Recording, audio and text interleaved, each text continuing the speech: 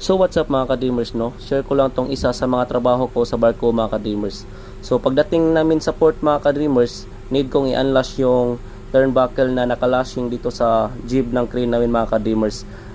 Need namin yang i-unlash dahil para magamit na kaagad yung crane mga kadreamers para sa loading operation or discharging operation mga kadreamers. Nakalashing pala yan mga kadreamers para hindi siya tumama doon sa accommodation namin mga kadreamers. Dahil kapag underway mga kadreamers, sometimes tumatama siya sa accommodation namin kapag hindi siya nakalashing ng todo. So dapat nakalashing talaga siya mga kadreamers. So need niya ni-unlash para magamit na kaagad yung crane dahil gagamitin ang crane para sa operation na naman mga kadreamers. So yun lang naman mga kadreamers yung trabaho ko kapag pagdating namin sa port. Isa yan sa mga trabaho ko. So fight for your dreams mga kadreamers and don't give up mga kadreamers. Fighting mga kadreamers. Screen 1, jib up mo pa. Thank you for watching. God bless everyone.